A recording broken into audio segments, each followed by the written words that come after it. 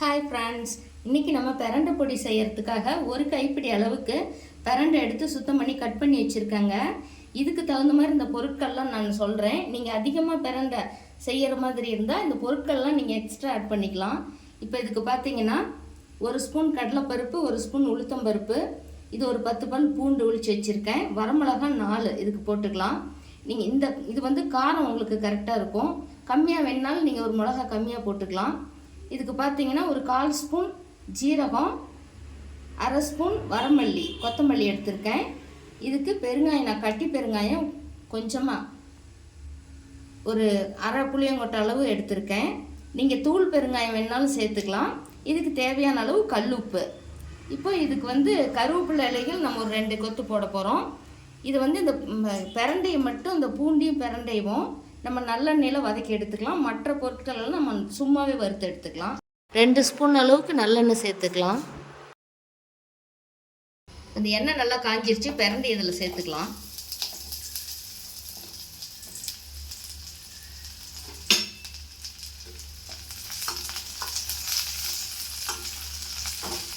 இந்த பிரண்டையை நல்லா வதக்கி எடுத்துக்கலாம். பிரண்டை நல்லா வதங்கிடுச்சிங்க. இப்போ இதை எடுத்து ஒரு பாத்திரத்தில் வச்சுக்கிட்டு பூண்டு இதில் போட்டு வதக்கிக்கலாம்.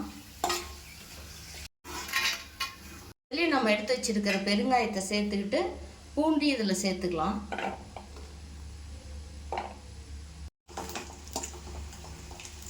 இந்த பெருங்காயம் இந்த எண்ணெயிலே நல்லா பொரிஞ்சு வந்துடும். பூண்டும் நல்லா வதங்கணும்.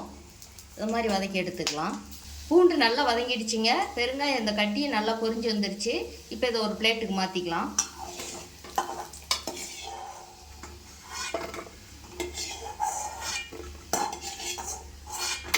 இப்போ எண்ணெயெல்லாம் வடிச்சாச்சுங்க. வெறும் வடை சட்டியில் இந்த மிளகாயை ஃபஸ்ட்டு சேர்த்துக்கலாம். அப்போ தான் நமக்கு கிறிஸ்பியாக வந்து பொடியில் நல்லா தூளாகும். மிளகா நல்லா பொரிஞ்சு வருதுங்க.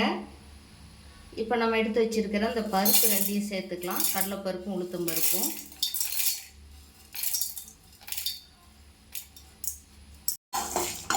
இந்த பருப்பு நல்லா கலர் மாதிரி வாசம் வரணும். பருப்பு நல்லா செவந்து வந்துடுச்சிங்க. இப்போ நம்ம இந்த கொத்தமல்லி, ஜீரகம், இதுக்கு ஒரு 10 மிளகு நான் போடுறேன்.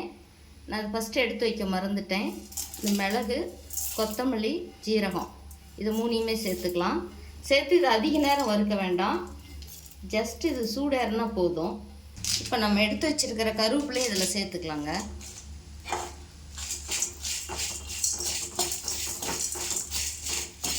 உப்பு இதோட சேர்த்துக்கலாம்.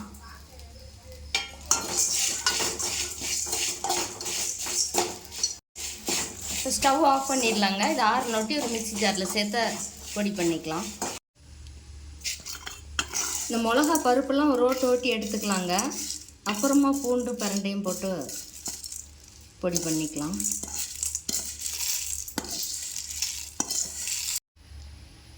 இது பல்ஸ் மோடில் விட்டு எடுத்துருக்கேங்க. இதுலேயே இந்த பிரண்டையும் பூண்டு சேர்த்துக்கலாம்.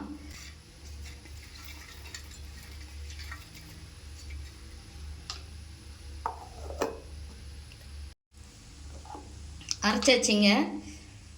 பிரண்டை பொடி நமக்கு ரெடி ஆயிடுச்சு. நம்ம சேனலில் நெல்லிக்காய் பொடி இது மாதிரி போட்டிருக்கோம். அதோட லிங்க் மேலே ஐ பட்டனில் கொடுத்துருக்கேன். செக் பண்ணி பாருங்கள். இது வந்து நல்ல எலும்புகளுக்கெல்லாம் வலு தரக்கூடியது. பிரண்டை பொடி இந்த மாதிரி தாங்க கொஞ்சம் கொரகொரப்பாக தான் இருக்கும். ஆனால் இது சாப்பிட்றதுக்கு ரொம்ப சுவையாக இருக்கும். இதே போலவே நீங்களும் ட்ரை பண்ணி பாருங்கள். இந்த வீடியோ பிடிச்சிருந்தால் லைக் பண்ணி ஷேர் பண்ணுங்கள், சப்ஸ்கிரைப் பண்ணுங்கள். தேங்க்யூ.